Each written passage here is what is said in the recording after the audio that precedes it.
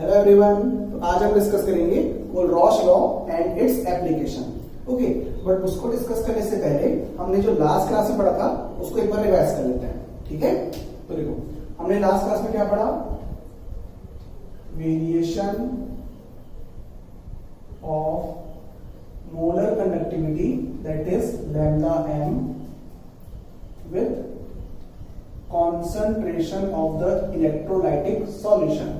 Means किसी electrolytic solution जिसका concentration C है उसको चेंज करने पर उस इलेक्ट्रोलाइटिक सॉल्यूशन की मोलर कंडक्टिविटी में क्या क्या चेंजेस आते हैं वो हमने डिस्कस किया था लास्ट क्लास में। ठीक है, तो देखो क्या हमने देखा, तो हमने ये देखा कि किसी इलेक्ट्रोलाइटिक सॉल्यूशन जिसका कॉन्सेंट्रेशन कैपिटल C है तो उस कॉन्सेंट्रेशन पे उस इलेक्ट्रोलाइटिक सॉल्यूशन की मोलर कंडक्टिविटी कुछ ना कुछ होती है, इसको हम लैम्डा एम से रिप्रेजेंट करते हैं।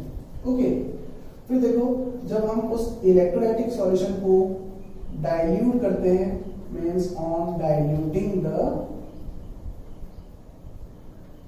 सॉल्यूशन, मींस हम उसके कॉन्सेंट्रेशन क्या करते हैं, डिक्रीज करते हैं, तो हमें क्या ऑब्जर्व होता है? लैम्डा एम इंक्रीज होता है, मींस मोलर कंडक्टिविटी इंक्रीज होती है। ओके, तो किसी इलेक्ट्रोलाइटिक सॉल्यूशन को डाइल्यूट करने पर मींस कॉन्सेंट्रेशन को डिक्रीज करने पर उसकी मोलर कंडक्टिविटी इंक्रीज होती है। यहां तक क्लियर? फिर जब हम उस सॉल्यूशन को फर्दर डाइल्यूट करते हैं, मींस और कॉन्सेंट्रेशन कम करते हैं, सॉल्यूशन को और डाइल्यूट करते हैं, तो मोलर कंडक्टिविटी की वैल्यू फर्दर इंक्रीज होती है। यहां तक क्लियर है?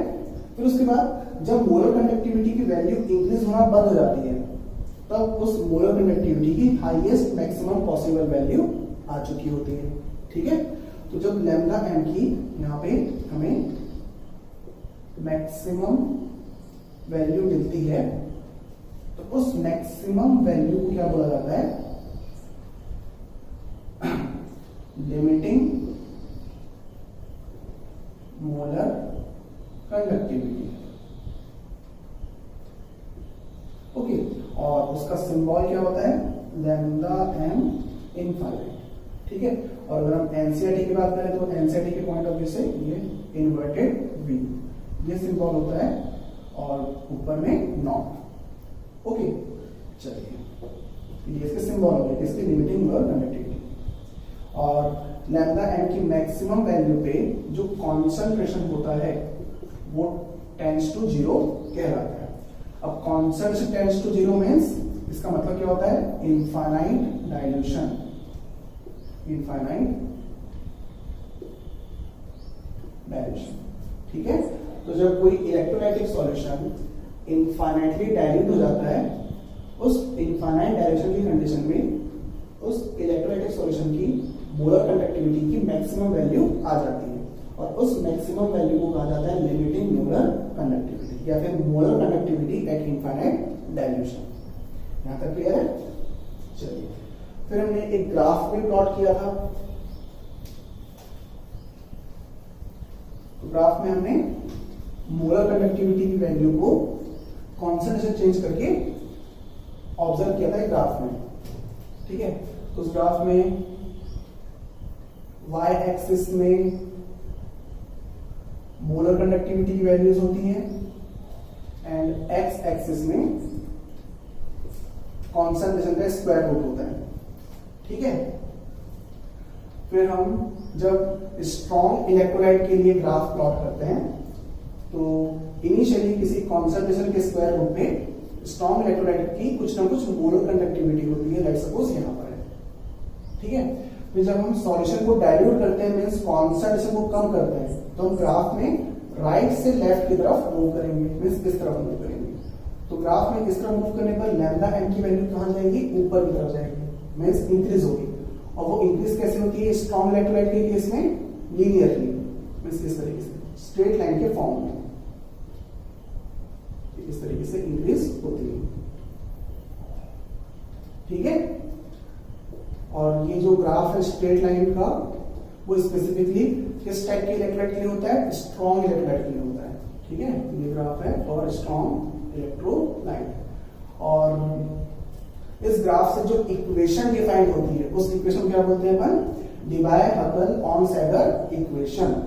ठीक है, और वो इक्वेशन क्या थी, तो देखो lambda M equals to lambda M infinite minus B under root C. Okay, तो ये है एक स्ट्रेट लाइन की इक्वेशन जिसमें लैम्डा एम रिप्रेजेंट कर रहा है y equals to lambda M infinite represent करता है c, that is intercept of the straight line, minus b है slope of the line, and under root c that is x। यहां तक clear. तो under root c है independent variable, इसको हम change करेंगे अपने हिसाब से और उसके हिसाब से फिर लैम्डा एम चेंज होगा। यहां तक क्लियर। अब अगर हम स्ट्रेट लाइन के फॉर्म में इस इक्वेशन को ऑब्जर्व करें तो देखो, अगर हम इसको आगे बढ़ाएंगे तो उसको बोला जाता है एक्स्ट्रापोलेशन। ठीक है, तो एक्स्ट्रापोलेशन एक मेथड होता है मैथमेटिक्स में जिसके थ्रू हम इंटरसेप्ट पता लगाते हैं। तो ये जो स्ट्रेट लाइन इस y एक्सिस को जिस पॉइंट पे कट करेगी, इस पॉइंट पे, तो ये जो पॉइंट होगा वो क्या रिप्रेजेंट करेगा, lambda M infinite, that is molar conductivity at infinite direction. इसको आप लोग यहां से भी देख सकते हो। तो यहां पे देखो, जब हम इस पॉइंट पे जाएंगे तो इस पॉइंट पे कॉन्सेंट्रेशन क्या हो जाएगा, जीरो हो जाएगा। तो जब ये जीरो हो जाएगा तो फाइनली लैम्डा एम की वैल्यू किसके बराबर आएगी, लैम्डा एम इनफाइनाइट के बराबर आएगा। यहां से समझ में ऐसा ले रहा हूं। ठीक है, तो ये हमने लास्ट क्लास में डिस्कस किया था। क्लियर है यहां तक। तो स्ट्रॉन्ग इलेक्ट्रोलाइट की molar conductivity at infinite dimension graph के थ्रू पता लगाई जा सकती है या फिर इक्वेशन के थ्रू पता लगाई जा सकती है। ठीक है, इसके लिए स्ट्रॉन्ग इलेक्ट्रोलाइट के लिए। बट वीक इलेक्ट्रोलाइट का molar conductivity at infinite dimension graphically पता नहीं लगाया जा सकता क्योंकि उसके लिए कोई इक्वेशन डिफाइंड नहीं होती इसकी वीक इलेक्ट्रोलाइट। तो वीक इलेक्ट्रोलाइट की molar conductivity at infinite dimension that is lambda M infinite हम ग्राफिकली नहीं बता सकते। तो उसके लिए हम यूज करते हैं कोलरॉश लॉ। ठीक है, अब वो कोलरॉश लॉ क्या है उसको अब हम स्टार्ट करेंगे। क्लियर है यहां तक। तो जिन्होंने इसके पहले वाला वीडियो नहीं देखा था वो इसको नोट कर लें। ठीक है, चलिए नोट करो इसको। ओके, नोट कर लिए। अब डिस्कस करते हैं हम Kohlrausch law. Kohlrausch law. Okay, and इसे Kohlrausch law of independent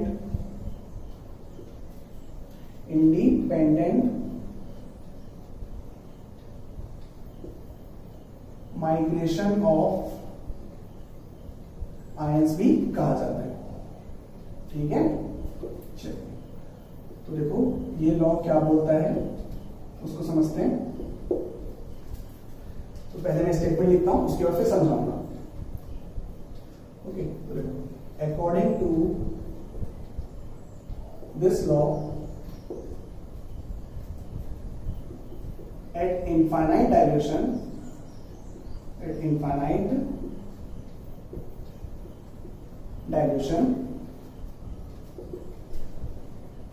each type of ion of an electrolyte has its own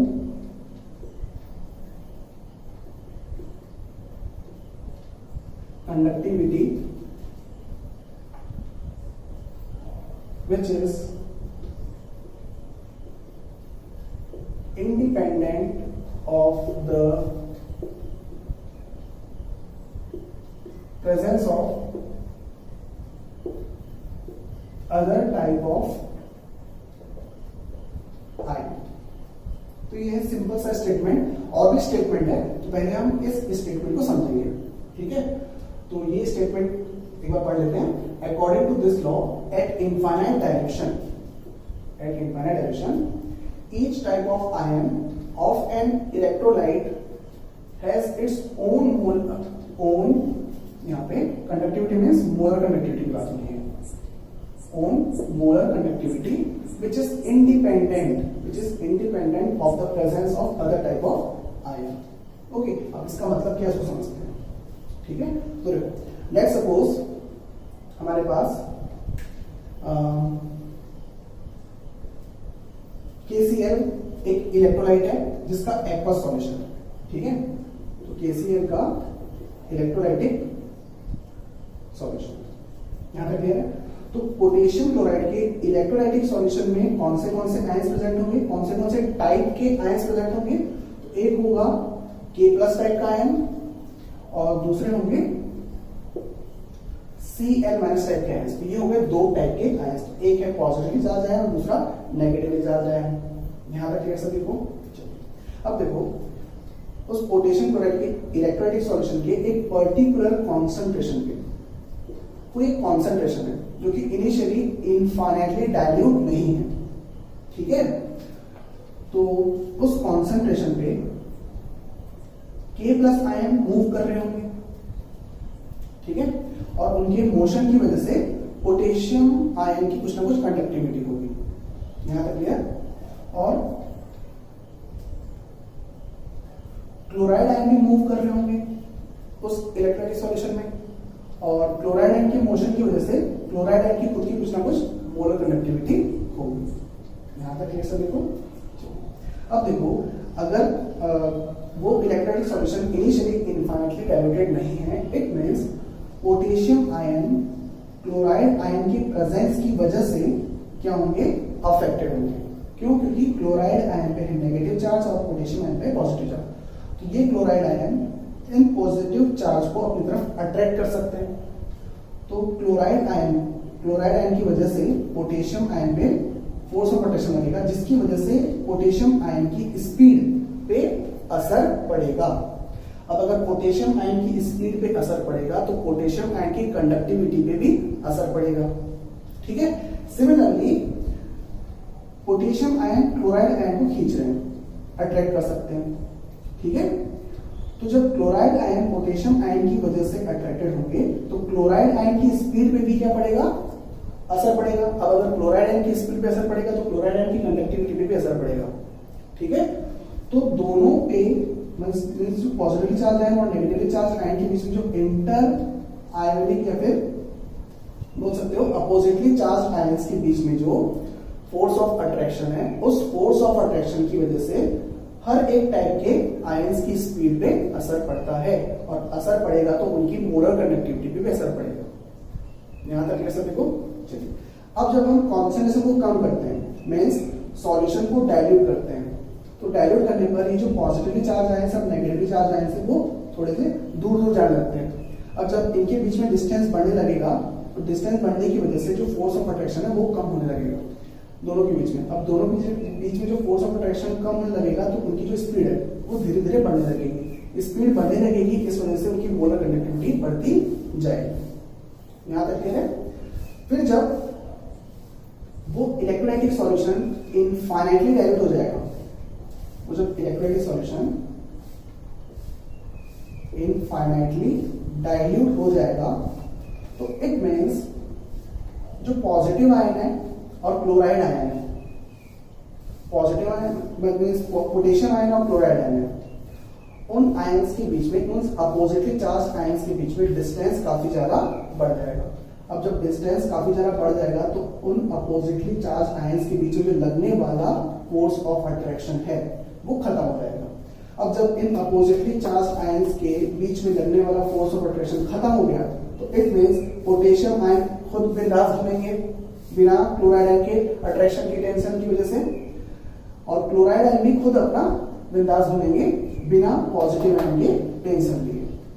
ठीक है, तो पॉजिटिव आयन की खुद की कुछ ना कुछ स्पीड होगी जो कि इस नेगेटिव चार्ज से इंडिपेंडेंट होगी. ठीक है, तो इस वजह से इस पॉजिटिव आयन की खुद की कुछ ना कुछ मोलर कंडक्टिविटी होगी जो कि इस आयन पे डिपेंड नहीं करेगी. क्यों डिपेंड करेगी? क्योंकि इनके बीच में कोई फोर्स ऑफ अट्रैक्शन लग नहीं रहा, और जो कि यहाँ पे लग रहा है, ठीक है। और लगने force of attraction, opposite charge के फोर्स ऑफ अट्रैक्शन के लगने की वजह से उनकी स्पीड पे फर्क पड़ रहा था, स्पीड फर्क पड़ने की वजह से उनकी कंडक्टिविटी पे फर्क पड़ रहा था। लेकिन यहाँ पर इस पॉजिटिव आयन पे इस नेगेटिव आयन का कोई फोर्स ऑफ अट्रैक्शन नहीं लग रहा, इस वजह से इस पॉजिटिव आयन की खुद की कुछ ना कुछ मोलर कंडक्टिविटी होगी, जो कि इस आयन के चार्ज पे डिपेंड नहीं करेगी। सिमिलरली इस आयन की भी खुद की कुछ ना कुछ मोलर कंडक्टिविटी होगी, जो कि इस पॉजिटिव चार्ज पे डिपेंड नहीं करेगी, क्योंकि इस पॉजिटिव चार्ज से अफेक्टेड नहीं होगी इस क्लोराइड आयन की स्पीड, और जब स्पीड अफेक्टेड नहीं होगी तो उनकी खुद की कुछ ना कुछ मोलर कंडक्टिविटी होगी, ठीक है। तो इनफाइनाइटली डाइल्यूट कंडीशन पे ये दोनों आयन, दोनों टाइप के आयंस, अपोजिटली चार्ज आयंस एक दूसरे से इंडिपेंडेंट हो चुके हैं। अब जब वो एक दूसरे से इंडिपेंडेंट हो चुके हैं तो वो खुद की कुछ ना कुछ मोलर कंडक्टिविटी शो करेंगे, जो कि एक दूसरे के चार्ज पे डिपेंड नहीं करने वाले। मींस पॉजिटिव आयन का मोशन इस नेगेटिव आयन के चार्ज से अफेक्टेड नहीं होगा, और नेगेटिव चार्ज का मोशन इस पॉजिटिव चार्ज से अफेक्टेड नहीं होगा। तो उस सिचुएशन में इनकी खुद की कुछ ना कुछ मोलर कंडक्टिविटी होगी, जो कि मैक्सिमम पॉसिबल होगी। यहाँ तक क्लियर सभी को। और हमें उस इनफाइनाइटली डाइल्यूट कंडीशन पे पोटेशियम क्लोराइड की मोलर कंडक्टिविटी निकालनी हो तो हम आसानी से पोटेशियम आयन की मोलर कंडक्टिविटी को क्लोराइड आयन की मोलर कंडक्टिविटी से ऐड करके निकाल सकते हैं, ठीक है। और यही क्या है? कुल-रॉस लॉ है। तो कुल-रॉस लॉ ये बोलता है कि इनफाइनाइट डाइल्यूशन कंडीशन में हर टाइप का आयन, हर टाइप का आयन मींस यहाँ पर कौन से टाइप के आयन है? पोटेशियम टाइप के आयन और क्लोराइड टाइप के आयन। तो हर टाइप के आयंस की खुद की कुछ ना कुछ मोलर कंडक्टिविटी होती है, खुद की कुछ ना कुछ मोलर कंडक्टिविटी होती है, जो कि इंडिपेंडेंट होती है दूसरे टाइप के आयंस के प्रेजेंस से, ठीक है।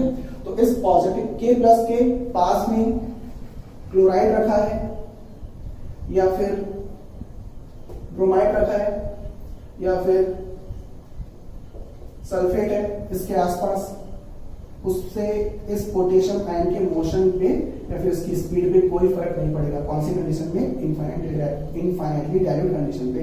और जब इस K प्लस की स्पीड पे कोई फर्क नहीं पड़ेगा तो उसकी खुद की कुछ यूनिक मोलर कंडक्टिविटी होगी, ठीक है।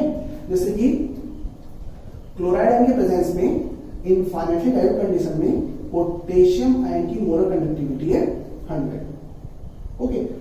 तो अगर पोटेशियम आयन के पास में या फिर हमारे पास कोई दूसरा इलेक्ट्रोलाइटिक सॉल्यूशन जिसका नेगेटिव आयन कुछ और है, लेट्स सपोज Br-, और कंडीशन क्या है? इनफाइनाइटली डाइल्यूट, तो भी पोटेशियम आयन की मोलर कंडक्टिविटी 100 ही होगी, ओके। वैसे यहाँ पर कोई और दूसरा ion negatively charge ion sulphate ion है और कंडीशन है इनफाइनाइटली डाइल्यूट, तो भी पोटेशियम आयन की कंडक्टिविटी 100 ही होगी। तो हर एक टाइप की एक यूनिक कंडक्टिविटी होती है। कब? Infinitely dilute condition. समझ गए यहां तक? तो ये है कुल-रॉस लॉ का पहला स्टेटमेंट और उसका कॉन्सेप्ट, ओके। चलिए फिर देखो एक और स्टेटमेंट क्या है कुल-रॉस लॉ का, तो वो है according to this law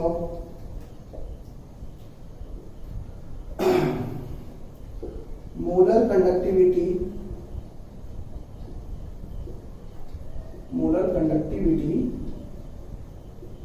at infinite dilution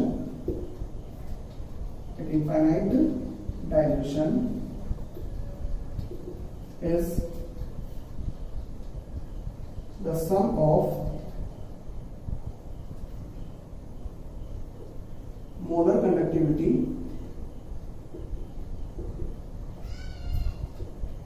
of each type of ions present in the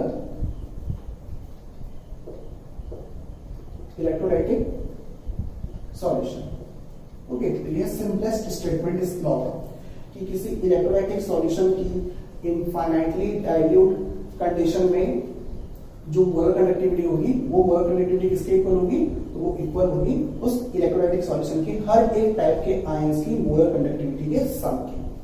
तो ये है कुल-रॉस लॉ का दूसरा स्टेटमेंट, ठीक है। यहाँ पे समझ में आया Kohlrausch law independent migration of ions means infinitely dilute condition में हर एक आयन इंडिपेंडेंट होते हैं दूसरे टाइप के आयन से। ठीक है, चलिए इतना नोट करो, फिर और डिस्कस करते हैं, फॉर्मूला वगैरह डिस्कस करेंगे इसका। ठीक है,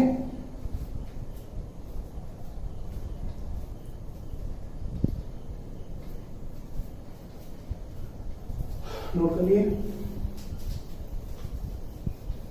अब देखो हम रॉस लॉ की हेल्प से किस तरीके से किसी इलेक्ट्रोलाइटिक सॉल्यूशन के मोलर कंडक्टिविटी की इक्वेशन बनाते हैं। ठीक है, तो देखो लेट्स सपोज हमें molar conductivity at infinite dilution means limiting molar conductivity of sodium bromide की इक्वेशन बनानी हो। ओके, तो हम इसको सिंबलाइज कैसे करेंगे, इसका सिंबल कैसे लिखेंगे इस स्टेटमेंट का, lambda M infinite of NaBr will be equals to as per law। तो देखो सोडियम ब्रोमाइड में कौन से टाइप के आयन है, Na प्लस टाइप के आयन और Br माइनस टाइप के आयन।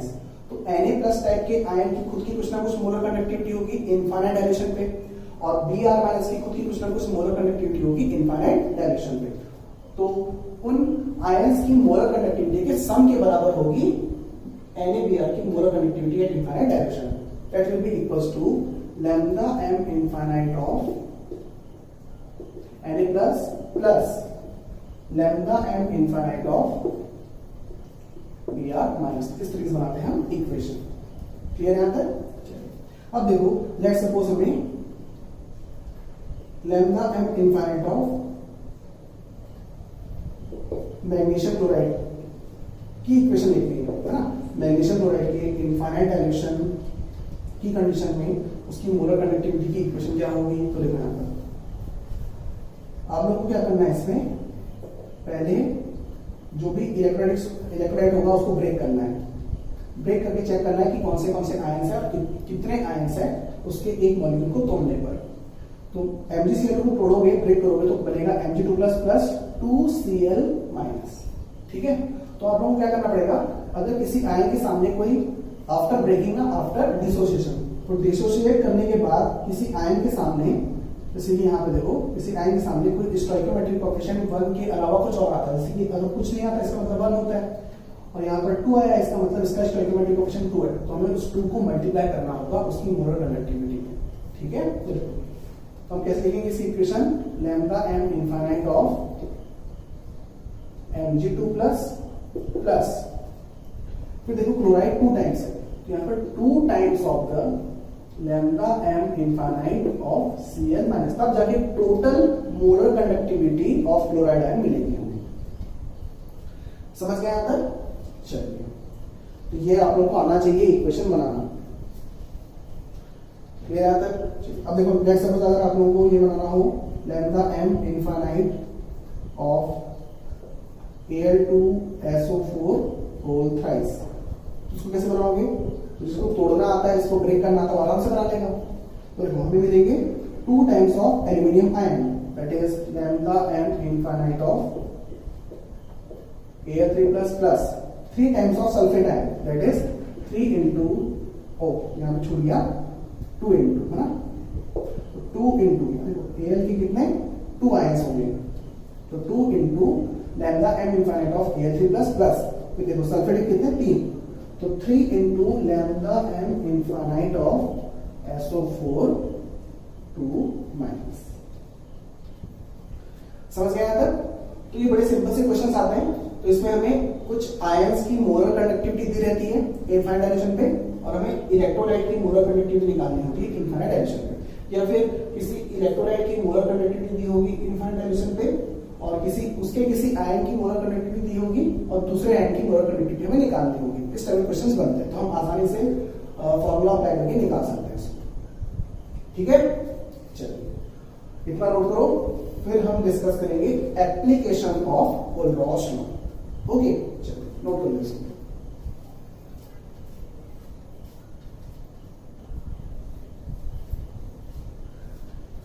नोट हो गया? तो ये इक्वेशन बनानी आई आएगी आप लोगों को तब जाके क्वेश्चंस बनेंगे और एप्लीकेशन समझ में आएगी।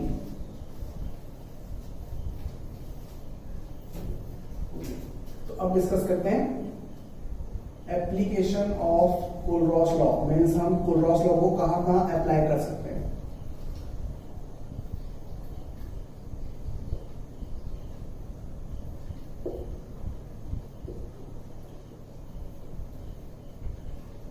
ठीक है, तो देखो, तो हमने डिस्कस किया था कि किसी वीक इलेक्ट्रोलाइट की molar conductivity at infinite dilution हम ग्राफिकली नहीं बता सकते, तो हम किसकी हेल्प से बताएंगे? तो with the help of Kohlrausch law बताएंगे।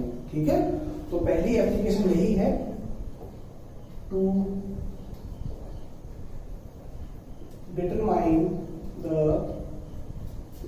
lambda m infinite, that is molar conductivity at infinite dilution or limiting molar conductivity of weak electrolyte. Okay, अब ये कैसे पता लगाएंगे इसको देखो। लेट सपोज एग्जांपल तो समझते हैं हम, हमें निकालनी है CH3COOH, that is acetic acid. Acetic acid एक वीक एसिड होती है, मींस एक वीक इलेक्ट्रोलाइट है। तो इस एसिटिक एसिड की मोलर कंडक्टिविटी निकालनी है इनफाइनाइट डायरेक्शन में। तो हम ग्राफ से निकाल नहीं सकते क्योंकि ये एक वीक इलेक्ट्रोलाइट है। ओके, तो हम कैसे निकालेंगे? तो निकालेंगे हम with the help of Kohlrausch law. Okay, तो देखो, अब इसकी मोलर कंडक्टिविटी को कैलकुलेट करने के लिए, मींस इनफाइनाइट डायरेक्शन में मोलर कंडक्टिविटी को कैलकुलेट करने के लिए हमें कुछ डाटा चाहिए, और वो डाटा किसके होने चाहिए?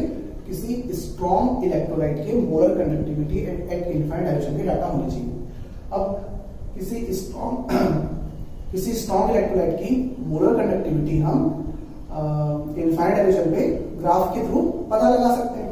Okay, for example CH3COONA, it is sodium acetate. Sodium acetate एक सॉल्ट है और सॉल्ट यूजुअली स्ट्रॉन्ग इलेक्ट्रोलाइट होते हैं। ठीक है, फिर NaCl, that is sodium chloride, strong electrolyte, and HCl, that is strong electrolyte, strong acid. Strong electrolyte, strong electrolyte, strong electrolyte, ये तीनों इलेक्ट्रोलाइट स्ट्रॉन्ग इलेक्ट्रोलाइट है। तो इन तीनों की हम molar conductivity at infinite direction निकाल सकते हैं किससे? ग्राफ से। ठीक है, लेकिन इसकी मोलर कंडक्टिविटी ग्राफ से नहीं निकाल सकते, तो हम किससे निकालेंगे? With the help of Kohlrausch law. अब कैसे निकालेंगे? तो उसके लिए हम लगाएंगे दिमाग, और दिमाग लगाने के लिए हमें इक्वेशन बनानी आनी चाहिए। ठीक है, तो देखो, अगर हम इसकी इक्वेशन बनाएं lambda m infinite of CH3COOH, तो वो इक्वेशन क्या बनेगी? तो अभी सीखा था हमने, इसको ब्रेक करो, तो ब्रेक करोगे तो CH3COO minus plus H plus, तो lambda m infinite of CH3COO minus plus lambda m infinite of H plus. ठीक है, फिर जब हमें सोडियम एसिटेट के लिए इक्वेशन बनानी हो तो कैसे बनाएंगे? तो देखो, lambda m infinite of CH3COONA equals to lambda m infinite of CH3COO minus, इसको ब्रेक करोगे तो CH3COO minus plus Na plus, तो plus lambda m infinite of Na plus. Okay, फिर हम सोडियम क्लोराइड के लिए भी इक्वेशन बना सकते हैं, lambda m infinite of NaCl equals to lambda m infinite of Na plus plus lambda m infinite of Cl minus. Okay, फिर HCl के लिए lambda m infinite of HCl equals to lambda m infinite of H plus plus lambda m infinite of Cl minus. ये बन गई equations, यहां तक clear? चलो, फिर देखो, अभी मैंने बताया आप लोगों को कि इन तीनों स्ट्रॉन्ग इलेक्ट्रोलाइट की मोलर कंडक्टिविटी हम ग्राफ से निकाल सकते हैं। वैसे हमें ये इनकी वैल्यूज पता है, इसकी वैल्यू पता है, इसकी वैल्यू पता है, इसकी वैल्यू पता है, हमें इसकी वैल्यू निकालनी है। ठीक है, तो हम कैसे निकालेंगे? तो आप लोगों को इक्वेशंस को सॉल्व करना होगा। ठीक है, तो देखो लेट्स सपोज इसकी कुछ ना कुछ वैल्यू है, lambda M infinite of CS3 singular minus, let's suppose मान लो 30 है ना, हम हाइपोथेटिकल डाटा ले लें। फिर इसकी वैल्यू है 40 और इसकी वैल्यू है 50, जस्ट हम सपोज कर रहे हैं। क्लियर है? अंदर हमें इसकी वैल्यू निकालनी है, तो कैसे निकालेंगे? तो देखो इक्वेशन को देखो कि आप लोग इन इक्वेशंस को इस तरीके से डील करो, इस तरीके से सॉल्व करो कि आप लोगों को ये वाली इक्वेशन मिल जाए, है ना। तो आप लोगों के लिए क्या लेके आना है? CS3 singular minus acetate lambda M acetate ion plus lambda M H plus ion. तो इन तीनों इक्वेशन के साथ क्या करोगे? तो देखो हमें चाहिए एसीटेट आयन मिलेगा हमें इस इक्वेशन से। ठीक है, तो लेट्स सपोज ये है फर्स्ट इक्वेशन, या फिर हम डाटा ले लेते हैं, एक काम करते हैं, इसको एक्स वाई जेड ले लेते हैं। ये एक्स है, ये वाई और ये जेड। ठीक है, तो अगर हमें एसीटेट आयन चाहिए तो एसीटेट आयन हमें इस इक्वेशन से मिलेगा। फिर हमें H प्लस चाहिए तो H प्लस किससे मिलेगा? इससे मिलेगा। तो इन दोनों इक्वेशन को ऐड करना पड़ेगा हमें। तो इन दोनों इक्वेशन को ऐड करने पर हमें राइट साइड में मिलेगा CS3 singular minus plus H plus plus extra में क्या मिलेगा? Na plus plus Cl minus. तो लेट्स सपोज हम कर रहे हैं x प्लस जेड। ओके, तो x प्लस जेड, तो x प्लस जेड क्या आएगा? Lambda M infinite of CS3 singular minus plus lambda M infinite of Na plus plus फिर इसके प्रोडक्ट को, इसको प्रोडक्ट मान दो आप लोग, lambda M infinite of H plus plus lambda M infinite of Cl minus. ठीक है, तो देखो हमें राइट साइड में lambda M CS3 singular minus plus lambda M H plus तो मिल गया जो यहां पर है, बट और जो कि इसके इक्वल है, इसके इक्वल है। ठीक है, बट हमें एक्स्ट्रा में क्या मिल रहा है? Na प्लस और Cl माइनस मिल रहा है। तो इसको हटाना है हमें, तो इसको हटाने के लिए क्या करेंगे? ये देखो हमारे पास NaCl कोई डाटा है, तो उससे इस इक्वेशन से हम इस इक्वेशन को माइनस कर देंगे, means x plus Z minus Y. ठीक है, तो माइनस करने पर क्या आएगा? माइनस,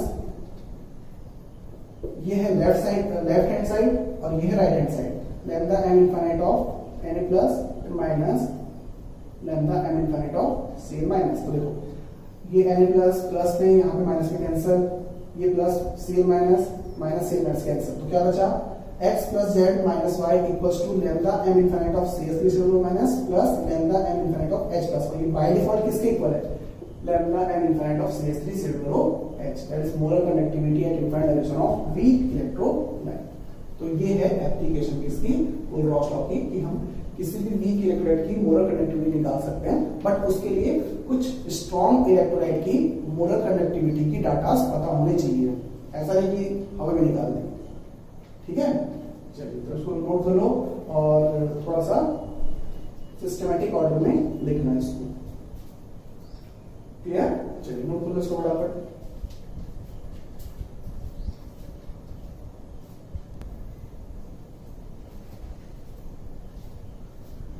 नोट हो गया? चलिए, तो पहले हम सारी एप्लीकेशन डिस्कस कर लेंगे, उसके बाद फिर क्वेश्चंस वगैरह करेंगे। अगर आज की वीडियो में नहीं हो पाएगा तो नेक्स्ट वीडियो में करेंगे। ठीक है, तो ये थी first application.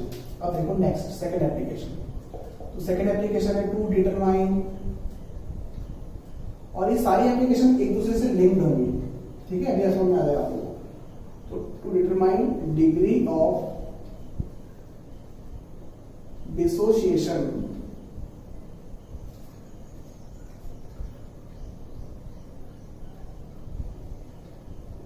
Of weak electrolyte. तो वीक इलेक्ट्रोलाइट से इसको इस लॉ को खास प्यार है। ठीक है, चलिए अब डिग्री ऑफ डिसोसिएशन मींस हमने डिस्कस किया हुआ है क्लास 11th में, इसको अल्फा से रिप्रेजेंट किया जाता है। कितना एक्सटेंड में कोई वीक इलेक्ट्रोलाइट डिसोसिएट हो रहा है एक इलेक्ट्रोलाइटिक सॉल्यूशन में। ओके, तो देखो ऑब्वियस सी बात है, डिग्री ऑफ डिसोसिएशन इंक्रीज होगी तो ज्यादा आयंस मिलेंगे इलेक्ट्रोलाइटिक सॉल्यूशन में। ठीक है, नंबर ऑफ आयंस बढ़ते जाएंगे। अब अगर नंबर ऑफ आयंस बढ़ते जाएंगे किसी इलेक्ट्रोलाइट के, तो मोलर कंडक्टिविटी भी क्या होगी, बढ़ते जाएगी, है ना। तो सिंपल सा हम पहले भी डिस्कस कर चुके हैं। तो as the degree of dissociation increases, molar conductivity as the degree of dissociation increases, molar conductivity also increases due to generation of more ions.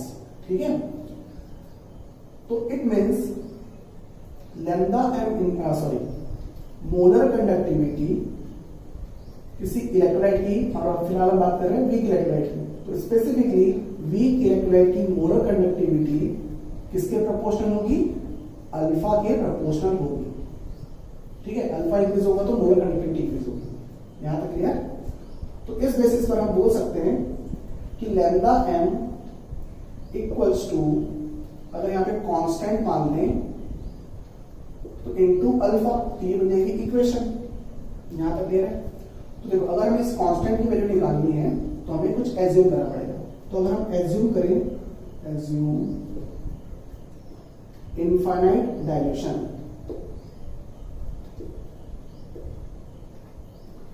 Infinite dilution मतलब समझ में आता है, अल्फा 100% है, वो इनफाइनाइटली डाइल्यूट हो चुका है, सारे आयंस, सारे मॉलिक्यूल्स आयंस में ब्रेक हो चुके हैं। तो ये मतलब होता है इनफाइनाइट डाइल्यूशन का फॉर वीक इलेक्ट्रोलाइट। ध्यान रखना, वीक इलेक्ट्रोलाइट की बात कर रहे हैं। तो इनफाइनाइट डाइल्यूशन पे अल्फा क्या हो जाएगा, 100%, इट मींस 1 हो जाएगा। अब अगर अल्फा 1 हो जाएगा तो बताओ लैम्डा एम क्या बनेगा, लैम्डा एम बन जाएगा लैम्डा एम इनफाइनाइट। ठीक है, that is molar conductivity at infinite dilution. तो हम लैम्डा एम की जगह क्या रख सकते हैं, लैम्डा एम इनफाइनाइट रख सकते हैं, जिससे हमें कांस्टेंट की वैल्यू मिलेगी। ठीक है, तो फाइनली लैम्डा एम की जगह lambda M infinite that is molar conductivity at infinite dilution equals to constant into 1, ये अल्फा 1 है। इस कंडीशन को हमने अप्लाई किया इस इक्वेशन में। तो कांस्टेंट की वैल्यू क्या आई, लैम्डा एम इनफाइनाइट। तो अब इस कांस्टेंट को हम यहां पुट कर सकते हैं। तो फाइनली हमारे पास एक इक्वेशन आएगी, lambda M equals to lambda M infinite into alpha. ये इक्वेशन बन गई। ठीक है, तो ये क्या है, lambda M that is molar conductivity at some concentration C. ठीक है, और ये क्या है, molar conductivity at infinite dilution. तो अल्फा क्या हो जाएगा, लैम्डा एम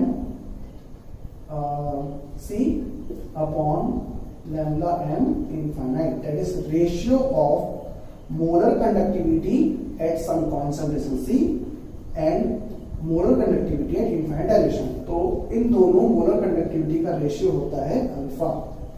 ठीक है, तो हमें lambda m means molar conductivity at some concentration C दी हो, लैम्डा एम इनफाइनाइट हम निकाल सकते हैं with the help of Kohlrausch law.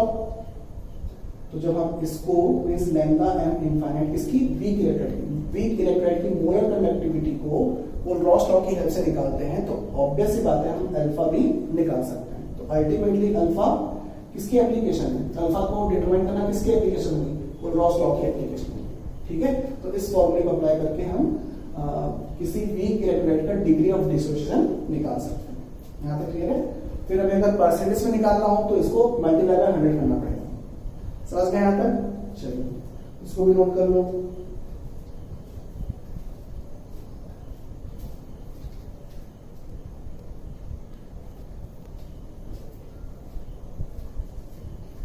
Note हो गया।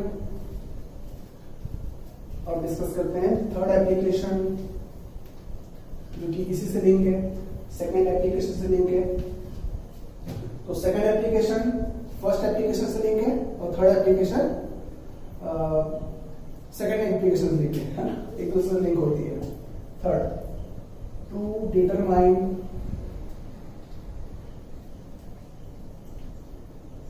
Dissociation constant of weak electrolyte. तो किसी वीक इलेक्ट्रोलाइट के डिसोसिएशन कांस्टेंट को कैलकुलेट करने का को कैलकुलेट भी हम कर सकते हैं with help of Kohlrausch law. वो कैसे? तो देखो अभी हमने डिस्कस किया कि अल्फा कैलकुलेट कर सकते हैं by using Kohlrausch law. Formula है हमारे पास alpha equals to lambda M at some concentration C upon lambda M infinite. ठीक है, तो इस फॉर्मूले से हम निकाल सकते हैं अल्फा। अब जब अल्फा निकाल लेंगे तो अगर हमारे पास कोई ए बी टाइप का वीक इलेक्ट्रोलाइट हुआ तो उसके degree dissociation constant that is equilibrium constant, इसके बारे में हमने क्लास 11 में पढ़ा है। तो उसका फॉर्मूला क्या होता है? K equals to K represents dissociation constant of weak electrolyte equals to C alpha square. ये फॉर्मूला हमने क्लास 11 में पढ़ा है। और C represent the concentration of electrolytic solution. जिस वीक इलेक्ट्रोलाइट की बात हो रही है उस वीक इलेक्ट्रोलाइट के किसी पर्टिकुलर कॉन्सेंट्रेशन पे उसकी जो डिग्री ऑफ डिसोसिएशन होती है दैट इज अल्फा, तो C इंटू अल्फा स्क्वायर से मिलेगा हमें डिसोसिएशन कांस्टेंट। तो होपफुली आप लोगों को याद आ रहा होगा कि डिसोसिएशन कांस्टेंट कैसे निकालते हैं। तो ये सब क्लास 11 का कॉन्सेप्ट है। यहां तक क्लियर? तो ये हो गया थर्ड एप्लीकेशन। ओके, ध्यान रखना स्पेसिफिक इसके लिए एबी टाइप के वीक इलेक्ट्रोलाइट और यूजुअली जो क्वेश्चंस आते हैं वो एबी टाइप के लिए आते हैं, और अगर एबी के अलावा कोई और टाइप हो तो उसके लिए आपको डिराइव करना पड़ेगा। ठीक है, तो घबराना नहीं है, जनरली इसी टाइप के क्वेश्चंस पूछे जाते हैं। क्लियर? अब देखो नेक्स्ट एप्लीकेशन नंबर 4। तो फोर्थ एप्लीकेशन है to determine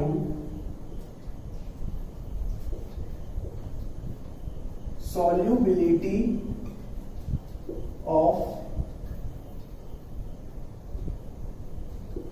sparingly soluble salt। Okay, तो स्पेरिंगली सॉल्युबल सॉल्ट और सॉल्युबिलिटी का कॉन्सेप्ट, सॉल्युबिलिटी प्रोडक्ट का कॉन्सेप्ट, ये सब हम पढ़ चुके हैं क्लास 11 में। ठीक है, तो वो होपफुली आप लोगों को याद होगा। For example silver chloride. Silver chloride एक स्पेरिंगली सॉल्युबल सॉल्ट है। Sparingly means less soluble. ठीक है, sparingly soluble means less soluble. तो सिल्वर क्लोराइड की बहुत ही कम अमाउंट वाटर में डिसॉल्व होती है। ठीक है, तो लेट्स सपोज इसकी जितनी अमाउंट डिसॉल्व होनी थी वो डिसॉल्व हो चुकी है। तो जब ये डिसॉल्व होगा तो क्या बनाएगा? Ag plus plus Cl minus बनाएगा। ठीक है, तो AgCl की मैक्सिमम पॉसिबल अमाउंट उस इलेक्ट्रोलाइटिक सॉल्यूशन में डिसॉल्व है। तो वो क्या रिप्रेजेंट करेगी? उसकी सॉल्युबिलिटी में S रिप्रेजेंट करेगी। Let's suppose small s represents the solubility of silver chloride। ठीक है, और ये solubility किसमें डिफाइन होती है? मोल पर लीटर में डिफाइन होती है। ठीक है, अगर सिल्वर क्लोराइड की solubility S है तो इसके इस आयन की फिर सिल्वर आयन का कॉन्सेंट्रेशन कितना होगा? S होगा, और क्लोराइड का कॉन्सेंट्रेशन कितना होगा? S होगा। क्लियर यहां तक? तो हम सिल्वर क्लोराइड का सॉल्युबिलिटी प्रोडक्ट भी निकाल सकते हैं। तो सॉल्युबिलिटी प्रोडक्ट क्या हो जाएगा? KSP will be equals to S into S, that is product of the concentration of the ions of that particular sparingly soluble salt। सब क्लास 11 में कॉन्सेप्ट है। ये बन जाएगा S स्क्वायर। ओके, चलिए, तो ये तो मैंने आपको जस्ट रिवाइज कराया है क्लास 11 का कॉन्सेप्ट। क्लियर? तो देखो अभी जो S है में सॉल्युबिलिटी वो वेरी वेरी वेरी लेस होता है, में सॉल्युबिलिटी बहुत बहुत बहुत कम होती है। ठीक है, अब अगर ये सॉल्युबिलिटी बहुत बहुत बहुत कम है तो इट मीन्स हम उस सॉल्यूशन को क्या एज्यूम कर सकते हैं? We can assume the particular saturated solution of sparingly soluble salt as infinitely dilute solution. ये हम एज्यूम कर रहे हैं। ठीक है, तो एक स्पेरिंगली सॉल्युबल सॉल्ट है जिसका कॉन्सेंट्रेशन मींस इसकी सॉल्युबिलिटी बहुत कम है, सॉल्युबिलिटी बहुत कम है, इट मींस वो सॉल्यूशन कैसा है, इनफाइनाइटली डाइल्यूट सॉल्यूशन। क्लियर यहां तक? चलिए, और उस इनफाइनाइटली डाइल्यूट सॉल्यूशन का जो भी कॉन्सेंट्रेशन होगा, इस सॉल्यूशन में जो भी कॉन्सेंट्रेशन होगा वो किसके इक्वल होगा, उस स्पेरिंगली सॉल्युबल सॉल्ट की सॉल्युबिलिटी के इक्वल होगा। ठीक है, तो किसके बराबर होगा, ये स्मॉल एस के बराबर होगा। समझ गए यहां तक? चलिए, अब देखो उस सॉल्यूशन की हमें कुछ ना कुछ स्पेसिफिक कंडक्टिविटी दी होगी क्वेश्चन में, या फिर कुछ ना कुछ स्पेसिफिक कंडक्टिविटी होती है, स्पेसिफिक कंडक्टिविटी, और वो हम इस तरीके से डिजाइनर के लिए कप्पा से रिप्रेजेंट करते हैं। ठीक है, तो उस सॉल्यूशन की लैम्डा एम हम कैसे निकालेंगे, उस सॉल्यूशन का मोलर कंडक्टिविटी कैसे निकालेंगे। Lambda M equals to formula हमारे पास पढ़ चुके हैं, specific conductivity upon concentration of the solution, और इस सॉल्यूशन कॉन्सेंट्रेशन क्या है, सॉल्युबिलिटी। ठीक है, दैट इज स्मॉल एस। अब उसके बाद फिर इनटू 1000 करना है या फिर इनटू 10⁻³ करना है, वो डिपेंड करेगा किस पे, ऑप्शंस पे या फिर क्वेश्चंस के डाटा पे। तो फिलहाल हम वो इनटू 1000 वगैरह नहीं लिख रहे हैं। क्लियर यहां पे? ये बन जाएगा फॉर्मूला, यहां तक क्लियर। अब देखो ये एस क्या है, कॉन्सेंट्रेशन मींस मोलरिटी, कौन सी कंडीशन की, सैचुरेटेड कंडीशन की। किसके saturated condition, sparingly soluble salt के सैचुरेटेड सॉल्यूशन की बात हो रही है। तो किसी स्पेरिंगली सॉल्युबल सॉल्ट की सैचुरेटेड सॉल्यूशन की solubility means concentration small S है, और उस कॉन्सेंट्रेशन पे उसकी मोलर कंडक्टिविटी लैम्डा एम है, और वो कौन सी कंडीशन है, इनफाइनाइटली डाइल्यूट कंडीशन है। तो इनफाइनाइटली डाइल्यूट कंडीशन में जो लैम्डा एम होता है वो क्या कहलाता है, लैम्डा एम इनफाइनाइट कहलाता है। तो lambda M infinite of sparingly soluble salt equals to conductivity of that solution upon solubility of that electrolyte या फिर that particular sparingly soluble salt। यहां तक क्लियर सभी को? तो हम लैम्डा एम इनफाइनाइट किससे निकाल सकते हैं, with the help of Kohlrausch law. किसका, सिल्वर क्लोराइड का। तो सिल्वर क्लोराइड का हमें लैम्डा एम इनफाइनाइट निकालना हो, तो क्या करेंगे, lambda M infinite of Ag plus lambda M infinite of Cl minus plus. ठीक है, तो ये है एक और एप्लीकेशन किसकी, स्पेरिंगली सॉल्युबल सॉल्ट की। फिर जब हमें एस मिल जाएगा तो हम सॉल्युबिलिटी प्रोडक्ट भी निकाल सकते हैं। तो चाहे सॉल्युबिलिटी बोलो या फिर सॉल्युबिलिटी प्रोडक्ट बोलो, दोनों निकाल सकते हैं with the help of Kohlrausch law. तो यहां पे आप लोग ले सकते हैं टू डिटरमाइन सॉल्युबिलिटी और solubility product of sparingly soluble salt, जो कि फोर्थ एप्लीकेशन होगी। तो ये है लास्ट एप्लीकेशन। क्लियर आंसर लिखो। चलिए तो यहां तक नोट कर लो। ओके,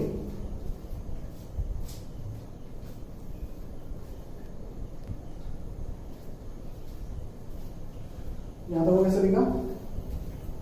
तो ये सारी एप्लीकेशंस आप लोग एक बार और रिवाइज करना, क्योंकि इन पे बेस्ड क्वेश्चन सबसे ज्यादा पूछे जाते हैं इस टॉपिक से, इस पार्ट से। ठीक है, चलो फिर देखो हमने lambda EQ that is equivalent conductivity का कॉन्सेप्ट पढ़ा है। ठीक है, तो जिस तरीके से लैम्डा एम इनफाइनाइट डिफाइंड होता है, सिमिलरली लैम्डा EQ इनफाइनाइट भी डिफाइंड होगा। ओके, एंड हमने लैम्डा EQ और लैम्डा एम में क्या रिलेशन देखा है, that is lambda EQ equals to lambda M upon VF valency factor. ये पढ़ चुके हैं अपन पहले। ओके, तो अगर हम infinite condition, infinitely direct condition में लगाए तो सिमिलरली क्या लगेगा यहाँ पर,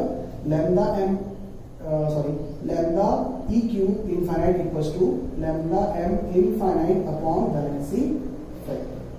तो इस तरीके से हम निकाल सकते हैं। ओके, तो देखो ये फंडा हुआ, यहां तक क्लियर। फिर देखो अगर हमें लैम्डा एम इनफाइनाइट, लैम्डा बोलता हूं, lambda EQ that is equivalent conductivity at infinite dimension निकालनी हो किसी इलेक्ट्रोलाइट की, तो उसके लिए हम सिंपली उनके आयंस की इक्विवेलेंट कंडक्टिविटी को सम अप कर देंगे। ओके, फॉर एग्जांपल जैसे कि हमें lambda EQ infinite that is equivalent conductivity at infinite dimension of MgCl2 की इक्वेशन बनानी हो in terms of lambda EQ Mg2 plus and lambda EQ Cl minus. ठीक है, तो हम इसको लिखेंगे lambda EQ infinite of Mg2 plus lambda EQ means equivalent conductivity at infinite direction of Cl minus. यहाँ पे 2 का मल्टीप्लिकेशन नहीं करना है, तो जब इक्विवेलेंट कंडक्टिविटी की बात हो रही है तो उसको डायरेक्टली ऐड करोगे, उसमें कोई स्टोइकियोमेट्रिक कोएफिशिएंट का मल्टीप्लिकेशन नहीं होगा। यहां समझ में सभी लोग? चलिए, फिर वो अलग बात है कि हम इसको फर्दर लैम्डा m इनफाइनाइट में कन्वर्ट कर सकते हैं। वो कैसे? देखो लैम्डा m इनफाइनाइट, देखो lambda EQ Mg2 plus equals to lambda EQ infinite of Mg2 plus equals to lambda m infinite of Mg2 plus upon valency factor, वो कितनी होती है? 2 होती है। ठीक है, plus lambda m infinite of Cl minus upon 1। यहाँ पे कुछ करने की जरूरत नहीं है। ठीक है, तो इस तरीके से हम क्या कर सकते हैं, लैम्डा m इनफाइनाइट के टर्म्स में इसको लिख सकते हैं। क्लियर सभी में आता है? तो अगर लैम्डा EQ की बात हो रही है उसको डायरेक्टली करो, और अगर नहीं हो रही है, अगर लैम्डा m का डाटा दिया हुआ है और लैम्डा EQ निकालना हमें, तो हम इस तरीके से सॉल्व करेंगे, और लैम्डा EQ दिया हुआ है डायरेक्टली सॉल्व कर सकते हैं उसको। ठीक है, और उसको फर्दर फिर सॉल्व कर सकते हो, lambda m infinite Mg2 plus 2 times of lambda infinite upon 2, ऐसा भी कर सकते हो। ठीक है, तो क्या आएगा? Lambda m infinite of Mg2 plus 2 times of lambda m infinite of Cl minus upon 2 ही बनेगा। और देखो ये क्या चीज है? Lambda m infinite Mg2 plus 2 times of lambda m infinite of Cl minus, ये है लैम्डा m इनफाइनाइट ऑफ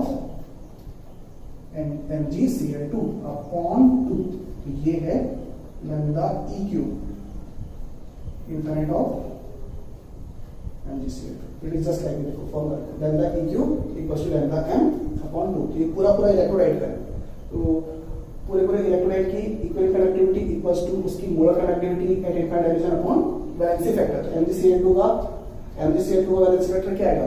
पूरा तो आएगा 2। ठीक है, हम डिस्कस कर चुके हैं टोटल पॉजिटिव चार्ज और total negative charge will be the valency factor of that particular salt. Okay, तो ये हुआ कॉन्सेप्ट कोलरॉश लॉ और उसकी एप्लीकेशन का। ठीक है, तो इसको एक बार और रिवाइज करना, और इस पार्ट पे बेस्ड मींस इलेक्ट्रोनिक कंडक्टेंस पे बेस्ड और कोलरॉश लॉ पे बेस्ड क्वेश्चंस वगैरह हम नेक्स्ट क्लास में करेंगे। ठीक है, और नेक्स्ट क्लास में हमारा ये पार्ट खत्म हो जाएगा। क्लियर? चलिए, तो आज के लिए इतना, बाकी फिर नेक्स्ट क्लास में। ओके।